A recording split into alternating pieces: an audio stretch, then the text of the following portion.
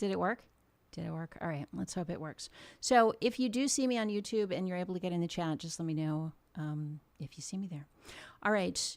Well, regardless, thank you, radio listeners and audio listeners, for bearing with me while I try to make this work for the people who are seeing me stream online. There we go. Okay, so let me back up. Kundalini, I always call it Kundalini, but I guess it's Kundalini Yoga, which is a yogic practice that is designed to do breath work and energy meditation, certain positions of the body, in order to uncoil a serpent of energy that is dormant in the base of every human being's spine, according to their Hindu understanding of it, or kind of dark, creepy manipulation of the energy meridians in the human body. When people release that energy and it comes flooding out, apparently, oftentimes they lose their minds. So I, last night, was beginning this chapter, and I said, well, you know, who's tried to pierce the veil? Who's tried to pierce the veil? Well, the easy one I can look for is Kundalini Yoga. So I got a book on it. I downloaded it from Anna's Archive, which is my favorite thing in the whole world. This is a book that's out of print. It's from the 1970s. I downloaded the book on Kundalini Yoga. And it just skipped through a bunch of chapters of how to do it and why to do all that. So I skip ahead to like the problems with it. And in the problems with it, this particular book said, oh, well, you may have problems with massive quantities of fear. If you have massive quantities of fear, here are some things that you can do. If you may have problems with massive quantities of anger, and here are some things that you can do. The one that really freaked me out was the one on fear. And this is not my point, by the way, but I got to give you this little background. So the one on fear, it said that the best way to deal with your fear is to treat this new emerging energy as a separate kind of child inside of you, like a separate entity. Make friends with it, talk to it, get to know it, and the two of you can coexist peacefully. I'm like, ew. That sounds like demon possession to me. So very creepy, yucky stuff. All right. I'm reading along. So it's got what you do with fear. You're supposed to make friends with the creepy new thing that's inside of you. What do you do with the anger?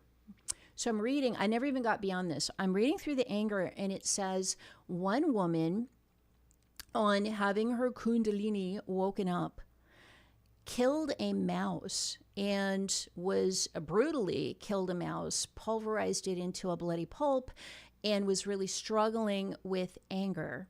And then it had a footnote and a reference. I'm like, what? So hang on, let me see if I can. All right. So there's a footnote and a reference, and I spent the whole rest of the night pursuing that. Here's what I found. In 1961, a woman named Irina, Irina, her last name is Tweedie, Tweedie, Irina Tweedie. Her husband had passed away a couple years before. Her first husband died. Her second husband passed away, and she was beside herself and depressed. Her husband had left her quite a bit of money in a house. She was well off, and she decided, like so many people in the 1960s, that she was going to go to India to receive enlightenment. Now, prior to this, she had already rejected. She was Russian and was living in London. She had already rejected Christianity. She had already become a theosophist, and there's a whole section in my book about theosophy. That's Madame Blavatsky, and it's dark, and it's occult, and it's yucky. She had already made that decision, and so she traveled to India to a theosophist community. While she was there, they were telling her about this woman named, I want to say Lilith. I think that was actually her name, who was, she was a very eccentric person. She slept in deserted temples. She really liked rats. I'm like, if you told me about a woman like that, I don't think I'd be interested. But this particular woman, Irina, reached out to her, got to know her, went to visit her. And the two of them were riding horses. There was a snowstorm. And in the snowstorm, they started thinking, hey, we might perish. And the Lilith person said, don't talk to me. I'm going to go into a trance or whatever I'm going to do. And I'm going to communicate. I'm going to contact my guru, and he will do whatever he does in the spirit realm to keep us safe. So the storm, she does that. The storm ends. They're safe. And now she's asking Lilith, what's up with this guru? Okay. So Lilith says, oh, yeah, I have a guru, and you should have one too. So Irina says, sure, give me the information. Now, here's her first clue. By the way, listen to your clue. Listen to your clue. What is it? The Gift of Fear. I was just reading about this in another context. There's a book. I haven't read it. I don't know if it's any good, but The Gift of Fear says, when you're afraid, pay attention. So the woman starts writing down the address of this guru in India, and she says she is filled with terror. Like the minute she's writing it, absolute terror comes over her. She does not listen to the terror. To me, that would be terror going, you really don't want to do this. It's going to wreck the whole rest of your life, which it did. She passed away in 1999 at the age of, I think, 92. So anyway, so she gets this number. She ignores all of the signs of danger, all of the warnings, all of the bad feelings, and pursues it anyway. She goes to this guru, and he turns out to be a Sufi mystic. Now, I know nothing about Eastern religion, I have to admit. I know a bit about Buddhism because I researched it to talk about it on this show, that it is not a religion of peace, and that one of their supreme deities has like rides on a horse, and the saddle is her son's flayed bloody flesh that is the saddle, and she's got like a chain of a necklace of human heads dripping blood around her neck, and she goes out to destroy and kill any opponents of Buddhism. So anyway, that's totally separate. That's Palden Lama, by the way. I should do a show on that. But that's the only Eastern religion that I've really looked into in any depth at all. Now, we know that there are Sufi and Shia and Sunni Muslims, right? There's all these different sort of versions of Islam. Sufism is one of them. But the Sufis, in this particular case, these are a Muslim minority in India. So India is primarily Hindu, but there are Muslims there, and these Sufi Muslims are mystics. So she shows up, and she gets to this guy's place, and it is filthy. It's disgusting. There are stinking people who haven't bathed in forever. That the smell of human, just unwashed bodies is disgusting. She meets the guy, and she's thinking to herself, is this guy like a charlatan? Is he even for real? She disregards that too. This was like, do not disregard your gut feelings. If something is creepy, if something's wrong, if something's dirty, smelly, disgusting, walk away. But she doesn't. So long story short, I read her entire book. He takes her under his wing and says, I'm going to make you my, not my disciple, my devotee. I'm going to make you my devotee. And I'm going to train you in the way of Sufi mystics. And I'm going to have you walk along the path of love so that you yourself can become a Sufi mystic. Long story short, she does. Wait till you hear how this happened. It's nuts. All right, stay tuned. Let's see if I can do this right. Here we go. Please stand by. Be right back.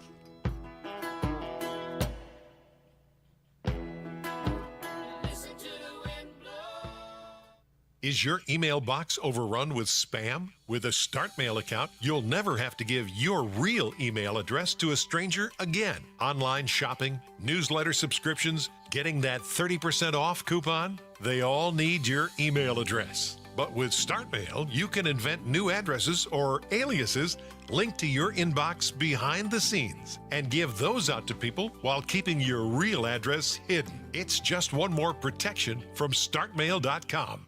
Red alert, Yahoo users. You've fallen in a trap that could ruin your life if you keep using Yahoo. You consent to sharing all data in your email account with our AI providers, and you grant us a perpetual license to use, display, publish, and publicly distribute your content in any media known now or in the future, and to let other users access and distribute it as well. Yikes. It's time to switch to StartMail, the only email that's AI-free and private by design. StartMail.com. Use promo code JD.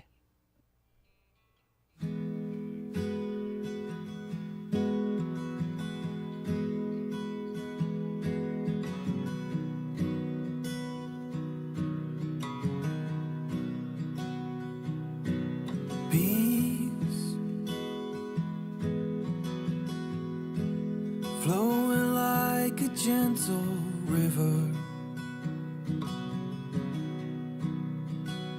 and righteousness rolling over you like waves in the sea.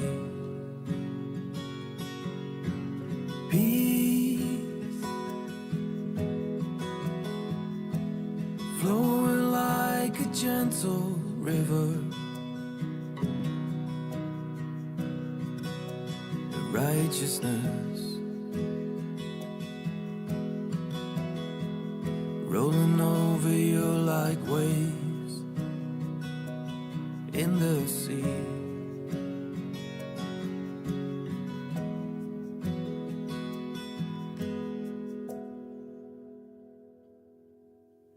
Peace flowing like a gentle river, righteousness rolling over you like waves in the sea. Peace flowing like a gentle river, righteousness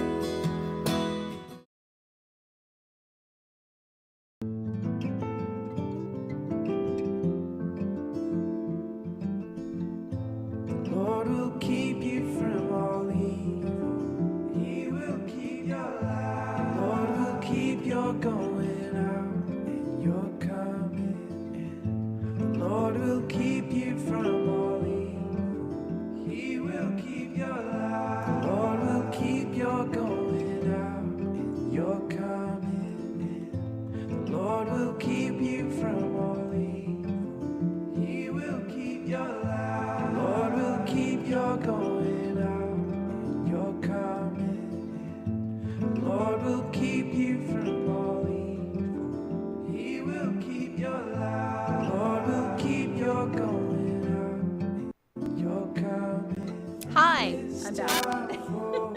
I think I pulled it off. Yay! All right. I'm not going to count today as my first day. I'm going to try. Well, if I can make the rest of the week work perfectly with no further mistakes, then I'm going to launch this weekend. All right. So that's my help me out. Like, text me. Let me know if I'm like muted or you see me moving and I'm not. Whatever it is, just let me know. Okay. Let me tell you about this book.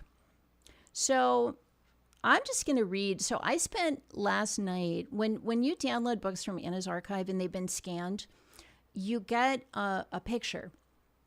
So they scan it as an image, and then the OCR reader allows you to highlight and select the text.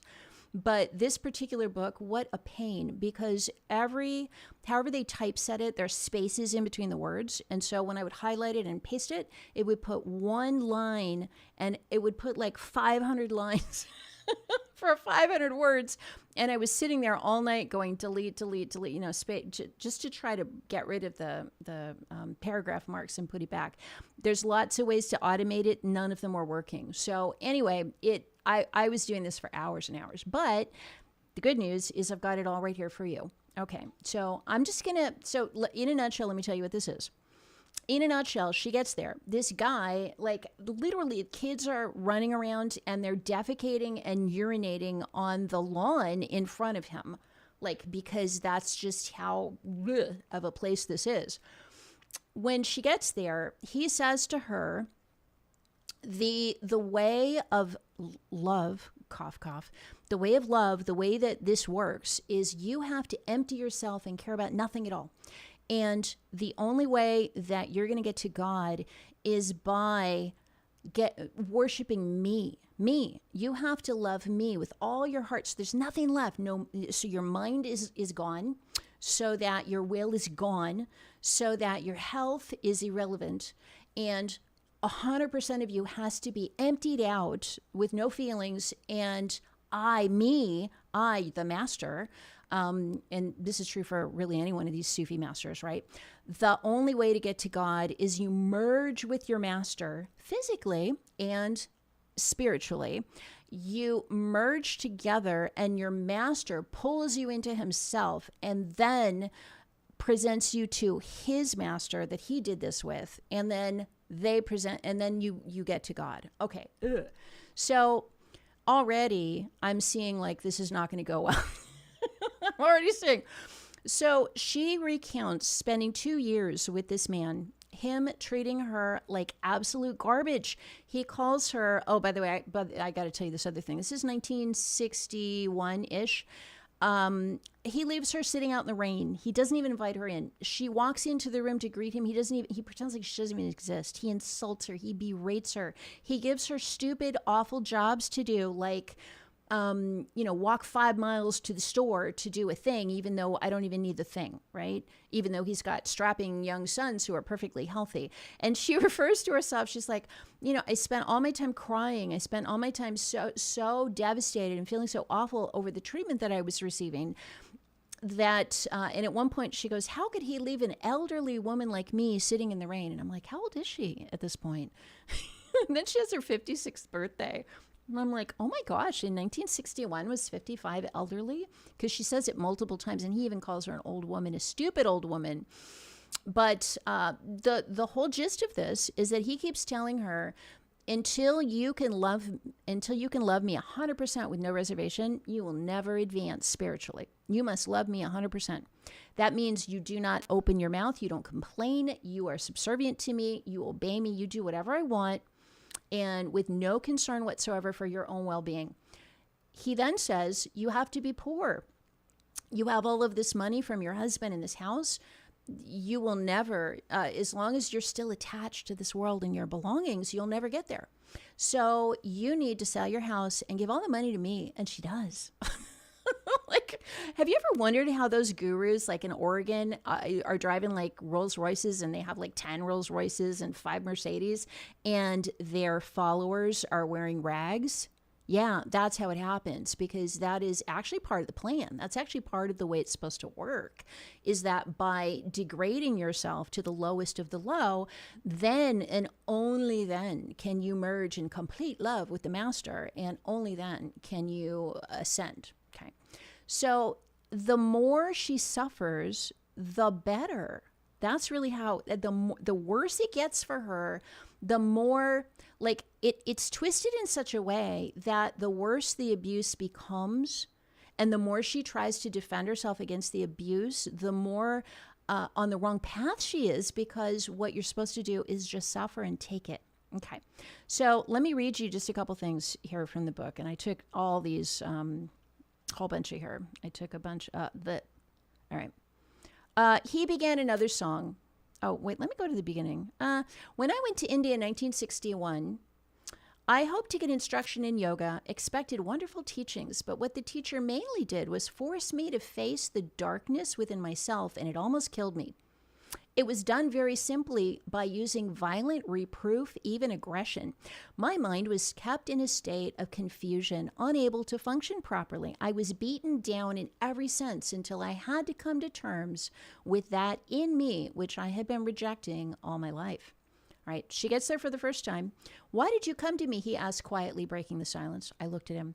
The beads in his right hand were resting on the arm support of the chair, and all at once, as if waiting for this very question, I felt a sudden, irresistible desire to speak, an urgency to tell everything absolutely about myself, my longings, my aspiration, all my life. It was a compulsion. I talked for a long time and told him that I wanted God, that I was searching for truth. From what I learned, from Lilith, I believed he could help me. I went on and on. He nodded slowly, as if the torrent of my words were confirming his own thoughts, looking at me, rather looking through me with those strange eyes of his, as if to search out the very intimate, hidden corners of my mind. I want God, I heard myself saying, but not the Christian idea of an anthropomorphic deity. I want the rootless root, the causeless cause of the Upanishads. Nothing less than this, he lifted an eyebrow. I noticed a slight note of irony in his voice. He was silent again, fingering his mala. I too was silent now. He thinks I'm full of pride, flashed through my mind. Indistinct feelings of resentment surged from the depth of my being and went. I noticed that his eyes were not very dark, rather hazel brown with golden sparks in them. I began telling him I was a theosophist, a vegetarian, and I'm going to scoot ahead. All right. His lips were moving in silent prayer. He closed his eyes, but I went on explaining that theosophists do not believe that a guru is necessary. We must try and reach our higher self by our own efforts. Not even in 100 years, he laughed outright. It cannot be done without a teacher. I told him I did not know what Sufism was. It's a way of life. It's neither a religion nor a philosophy. There are Hindu Sufis, Muslim Sufis, Christian Sufis. My Reverend Guru Maharaj was a Muslim, he said softly with a tender expression, his eyes dreamy and veiled. And then I noticed something that I had not observed before. I had a great feeling of peace in his presence. Okay. Days later, I have, she wrote it as a diary, so I've got all these diary entries. A feeling of great loneliness, dark, endless longing. I do not know for what. Much disappointment and much bitterness. Who are you, Bahai Sahib? Are you what Lilith told me, a great teacher, a man of great spiritual power? Or are you just one of so many pseudo-gurus one meets in India? Are you even a teacher at all? You seem to have many disciples, and from what I've heard from Lilith, you must be a great man, but are you? Okay. January 12th. Day after day, I sit in these squalid surroundings among the screaming, nasty horde of the dirtiest children, running all over the place, roaming freely everywhere, beyond endurance. I cried in sheer despair. He responded, criticize yourself constantly, and you will get somewhere. January 19th, a week later. Then he proceeded to explain how one merges into one's teacher when two souls become one. When I was young with my first wife, I rarely had intercourse with her. Every night I merged into my Reverend Guru Maharaj, revered Guru Maharaj. There can be no greater bliss imaginable than when two souls are merging into one with love. Sometimes the body is also merged. How is it done? Et cetera, et cetera. All right. January 20th, next day. There's this question of surrender. I wanted to know more about this merging. It was not at all clear to me. He said physical surrender is essential as well. By the way, she wrote this. This came out in the, I think, 1970, 71. She did not discuss a physical merger with him, but it is impossible based on what she writes about in here that was not demanded of her. I'll say that. I did not want to mention it to you before, he said quietly. Some things one should not mention freely until the time comes. As you've said it yourself, the surrender of the body can be achieved much deeper, more intimately, and more completely, blah, blah, blah, blah, blah. Okay. I'm going to go down. I'm going to skip down. The more... This is gross. It's disgusting. Let's see. Basically just all this darkness. Here we go. February 25th. All right. So she's had like a sexual awakening of the Kundalini, which I'm not even going to go into because it's disgusting. All right. February 25th. In the evening, we were in the room. He sat cross-legged, telling us that if the devil comes, we should make him our friend. If he's our enemy, how will we be able to fight him? We'll never be able to get rid of our vices. But if he's our friend, he's harmless. I did not understand. Neither did Lilith. So he said, I'll tell you what he said next. Yeah, this is all about just submitting to the devil, being abused, harmed, scared, sick. It's gross. All right, I'll be right back. I've been hearing a lot about the LifeWave patches.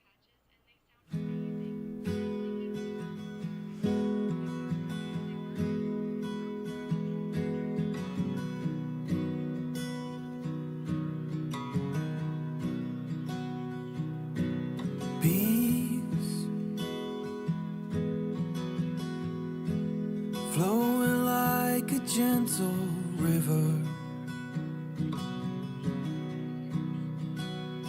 righteousness rolling over you like waves in the sea. Peace flowing like a gentle river, the righteousness rolling over you like waves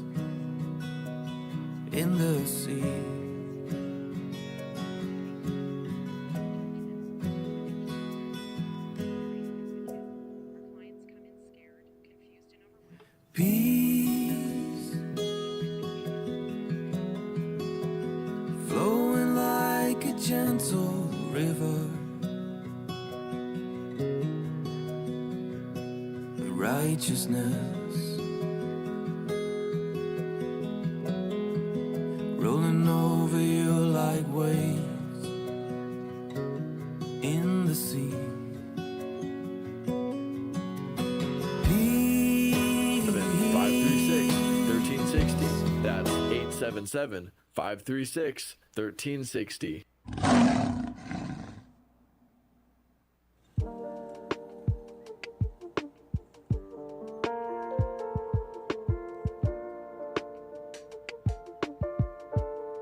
All right, I'm going to jump in because I don't have much time left. So, yeah, I gotta get through some of this. I found an interview, by the way, of her with her in the 80s. So in the 80s, she was in her 80s.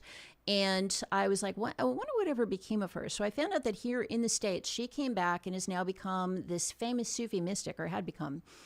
She was at the Golden Sufi Center of something or other in somewhere in the U.S. and did lots of interviews, and people were just enthralled by her. She was the great ascended whatever female such and so.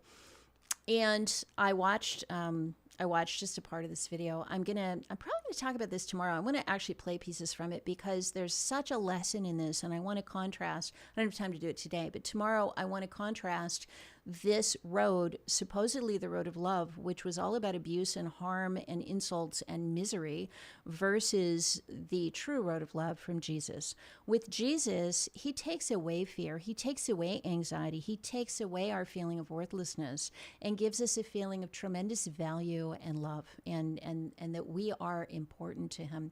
This other path, this thing that was being done to her, was designed to remove any possible sense that she had of having any value whatsoever.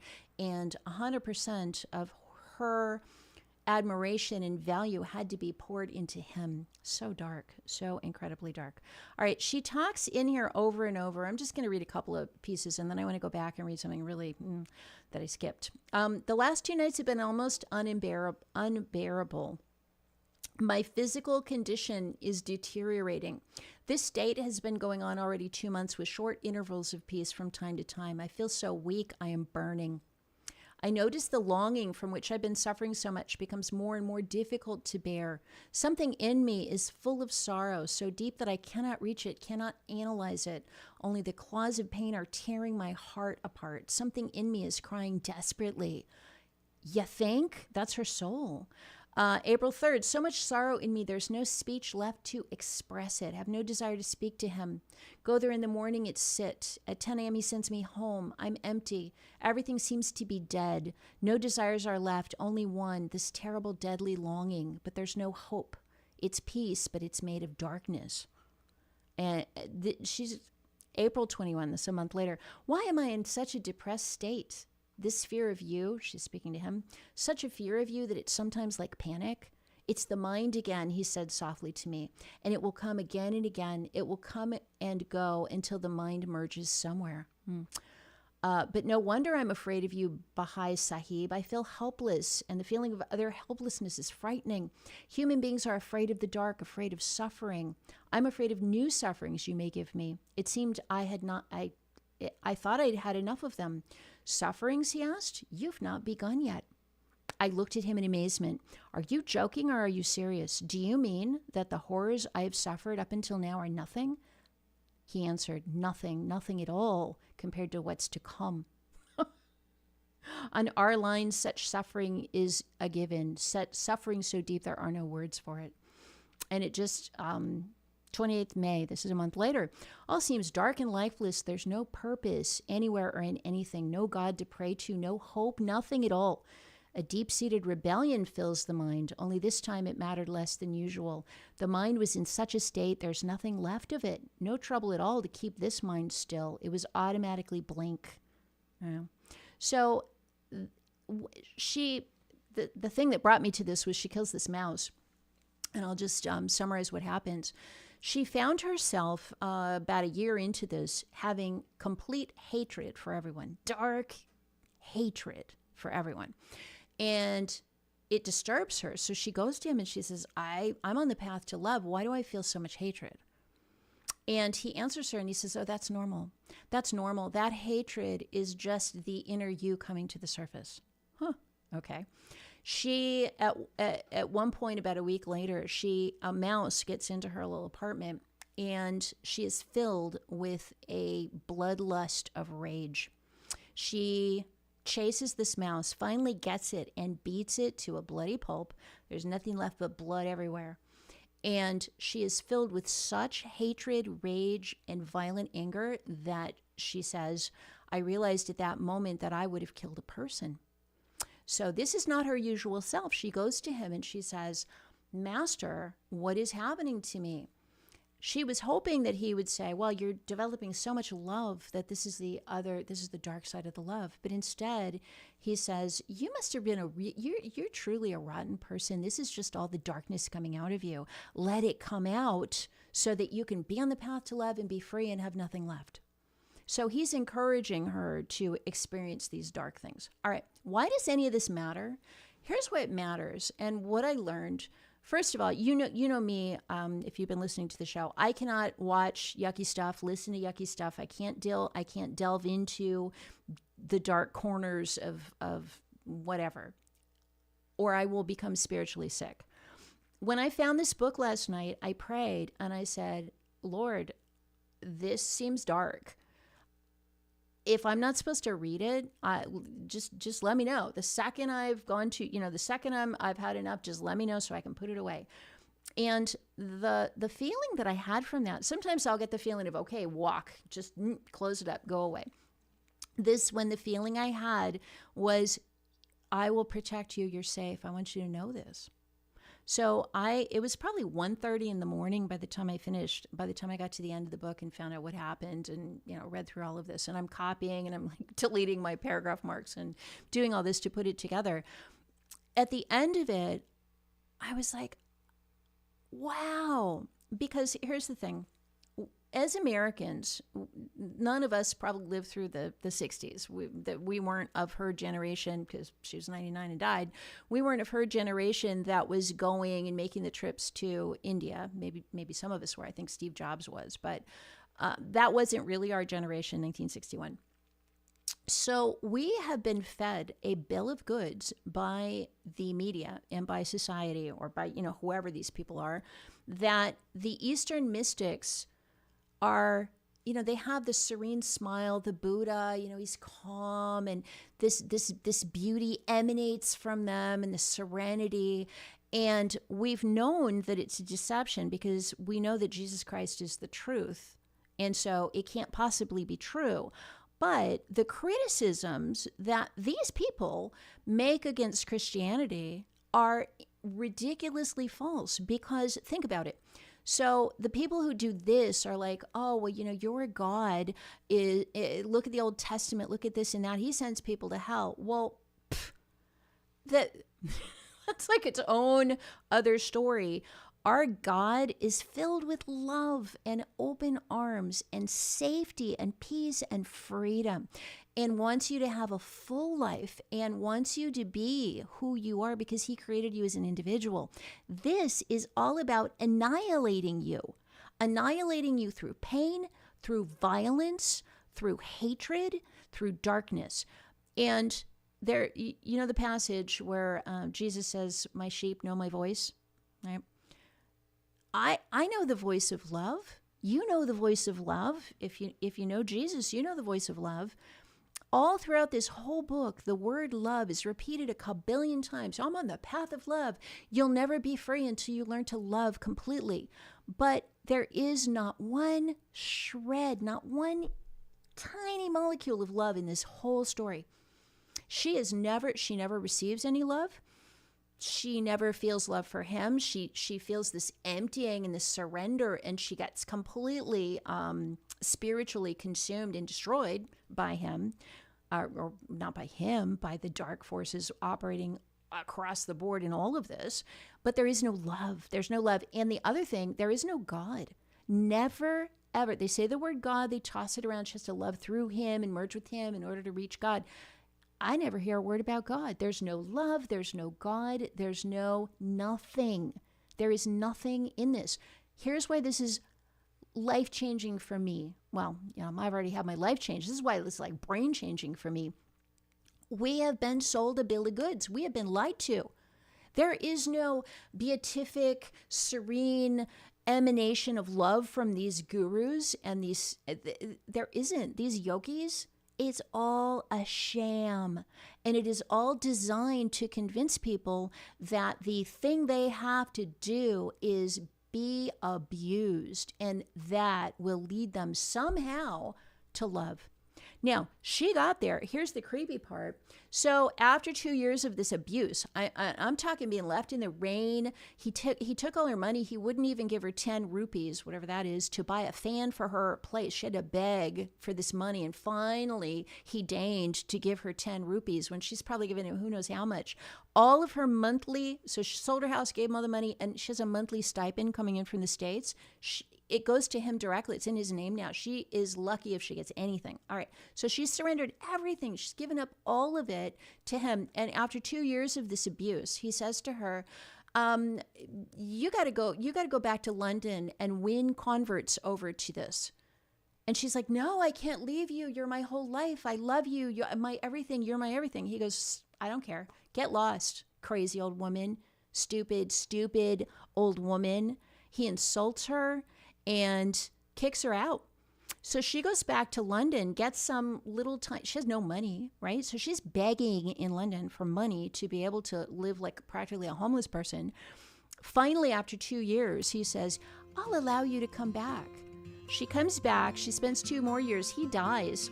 She goes off to, I don't know, the Himalayas, and then connects with him after his death. Yeah, 6 months after he dies, she's meditating one night, and she can reach him and communicate with him. The dude is dead. She's talking to demons. And, well, I'll tell you tomorrow. I'll show you this interview with her. I'm going to see if I can I'm going to do my best to get a clip on here, so you can actually see this woman's face and see if you see what I see. And what I see is this woman is by no means some ascended master or anything else. She's as evil as he was. All right. So, yeah, don't buy it. The God of love, there is not multiple paths to God. There's one path, and that's a path of love, not submission, humility, pain, and misery. Now, all right. So much more to say. I'll talk to you tomorrow. See you then. Reasons to Own Gold, number 37.